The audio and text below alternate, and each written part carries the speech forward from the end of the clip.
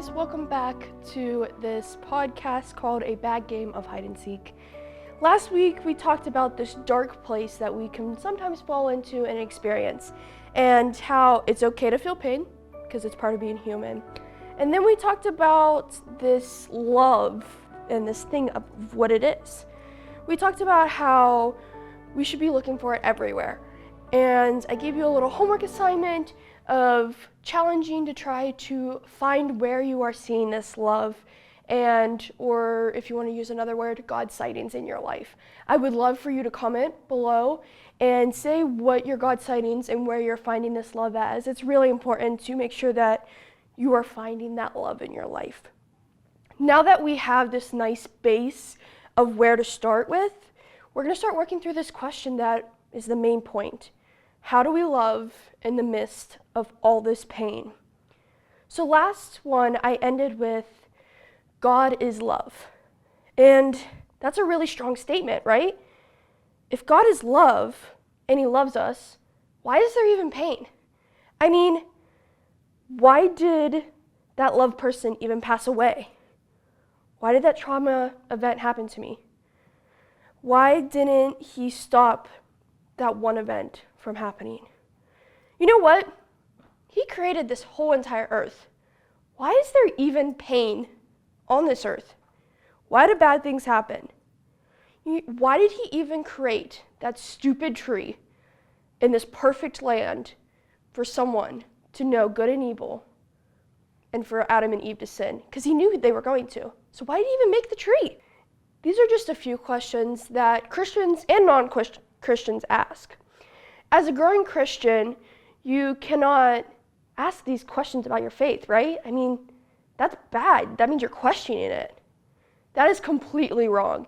It is completely normal to have doubts and questions about your faith, because that is how you grow. Imagine if you went to school and you never asked any questions. Like, you don't understand how your math teacher got that math answer, but you don't ask. You just kind of sit there and don't ask.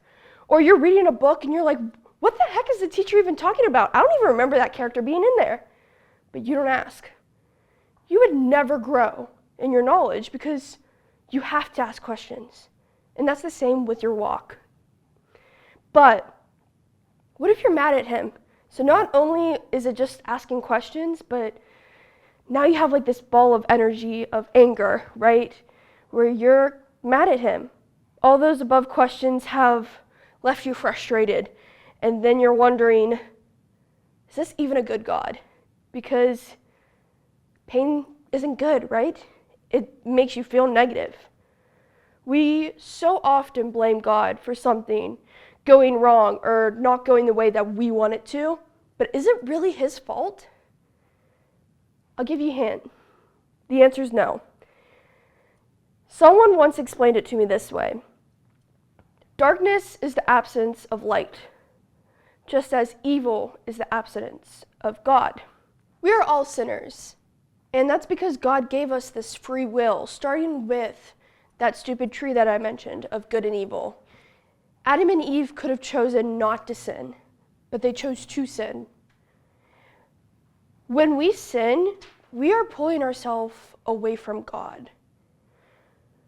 God sent Jesus to pull us out of that hiding spot that I mentioned last week, so we can walk with him.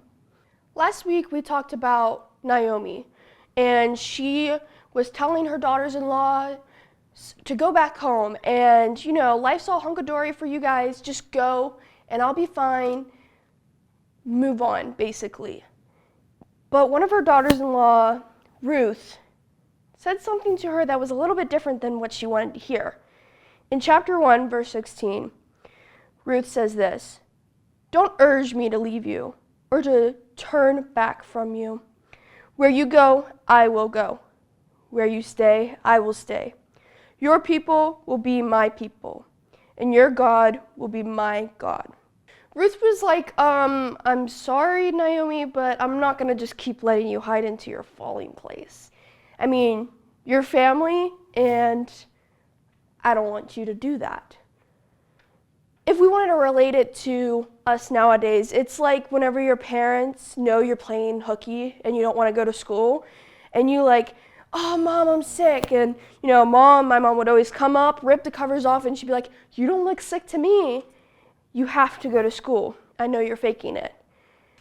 That is what Jesus is doing. He's trying to pull us out of our hiding spot. In Hebrews chapter 4, verse 14, it says, "Therefore, since we have a great high priest who has gone through the heavens, Jesus, the Son of God, let us hold firmly to the faith we profess. For we do not have a high priest who is unable to sympathize with our weakness, but we have one who has been tempted in every way, just as we are, yet without sin." If only we would listen to what he's saying here. Jesus is like, I didn't sin, but experienced the pain as if I did sin for you. I died for you to have a relationship with our loving Father. Why are you not taking me up on that offer? Even when we feel like we are alone or want to be alone, we're not. The Holy Spirit is with us if we choose it to be.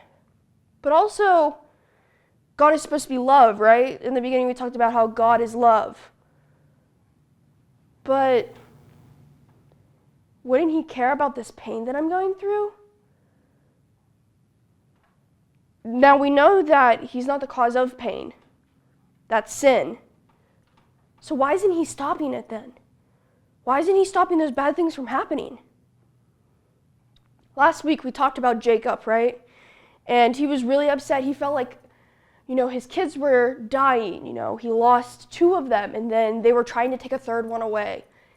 And in Genesis chapter 42, verse 36, it says at the end, "Everything is against me." That's how he ended it. Everything is against me. Do you ever feel like God is not helping you in this situation you are going through? But believe it or not, he actually is. Just not the way you wanted him to. In John chapter 11, Lazarus is dying, which is Mary's brother. And Jesus found out that Lazarus was sick. He had to do something. In chapter 11, verse 6, it says this, "Yet when he heard that Lazarus was sick, he stayed where he was 2 more days. Then he said to his disciples, 'Let us go back to Judea.'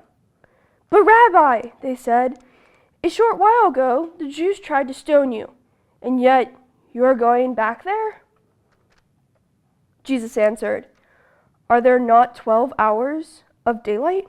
A man who walks by day will not stumble, for he sees by this world's light.'"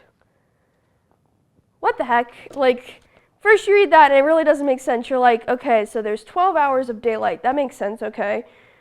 What does that have to do about being stoned? I still wouldn't want to go back, right?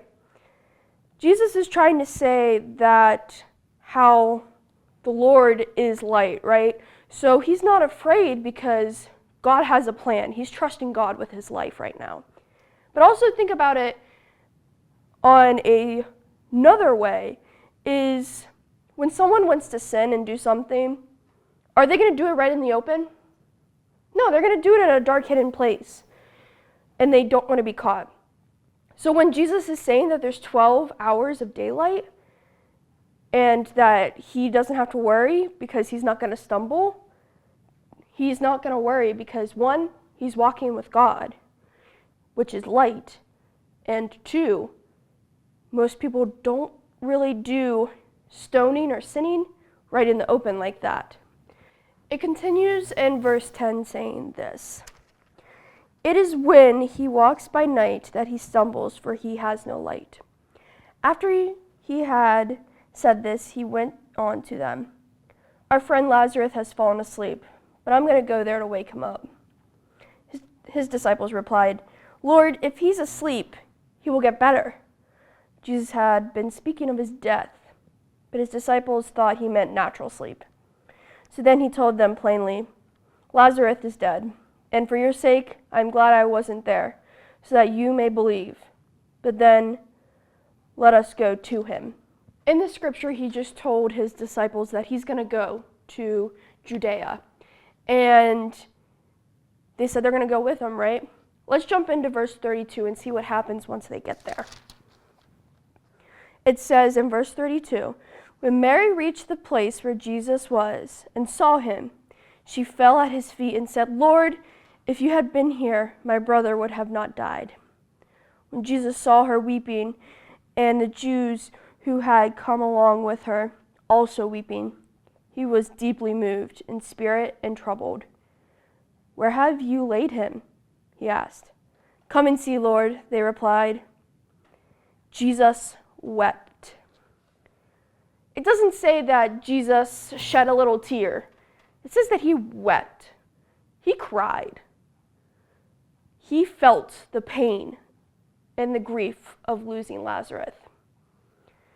In verse 36, it says this. Then the Jews said to him, see how he loved him. So you're saying because he loved Lazarus, he felt pain? Wouldn't those be the opposite? Which goes back to last podcast, how pain and love work together. Remember that this pain that you are feeling is because you love that person or you love that football team so much that you're sad about how things ended up. Jesus didn't want Lazarus to die. The death impacted him and others. As it says, it impacted Mary and the Jews.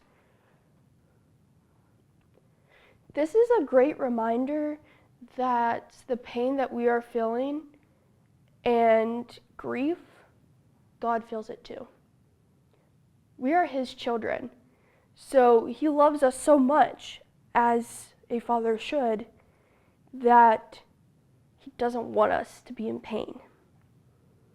In verse 37, it continues by saying, but some of them said, could not he who opened the eyes of the blind man have kept this man from dying?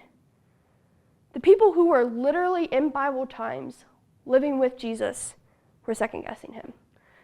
They were questioning him. Like, hey, you saved that one person. You helped him be able to see, but you're not willing to save Lazarus? So why didn't God save Lazarus? It's the same reason why God didn't save Jesus. There was a bigger purpose for their life. In 2 Corinthians 12, Paul is talking about this big thorn in his life that he is facing. In verse 7, it says this, to keep me from becoming conceited because of these surpassingly great revelations, there was given me a thorn in my flesh, a messenger from Satan to torment me. 3 times I pleaded with the Lord to take it away from me. But he said to me, my grace is sufficient for you, for my power is made perfect in weakness. Therefore, I will boast all the more gladly about my weaknesses, so that Christ's power may rest on me. That is why, for Christ's sake, I delight in weaknesses, in insults, in hardships, in persecution, in difficulties.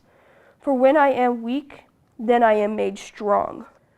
When you might feel like God is against you, really? He let this happen for a reason, because he loves you. He wants you to become the best person you are meant to be. Maybe this happened to make you stronger, or maybe it was for you to stop leaning on that one person and lean on him. Only he knows the reason for things to happen the way that they do. But we can ask. In those weak moments, that is when the devil attacks us. That is when we need to turn to God. If you are feeling negative feelings toward God, or want to know the reason because maybe you feel like there isn't one, I suggest that you think about today's lesson and be honest with him. Tell God how you're feeling. In James chapter 1, verse 5, It says, "If any of you lacks wisdom, you should ask God, who gives generously to all without finding fault, and it will be given to you." So basically, it's saying to ask God those questions. Come to God where you are. He'll meet you where you are. God really does love us for who we are and wants you to choose a relationship with Him. God is seeking a relationship with you. This week, I challenge you to show God how much you love Him. Maybe it's praying to God where you're at, or asking Him those questions that you really would like the answers to. Or maybe it's worshiping Him on the way to work. Maybe it's just being the best person you can be by showing love to others and opening that door. Whatever you are going to try doing, you are stepping out of your hiding place and you're walking with God somewhere new. Join me next week to learn how to love yourself as we just learned how to love God. Thank you for joining episode 2 of A Bad Game of Hide and Seek.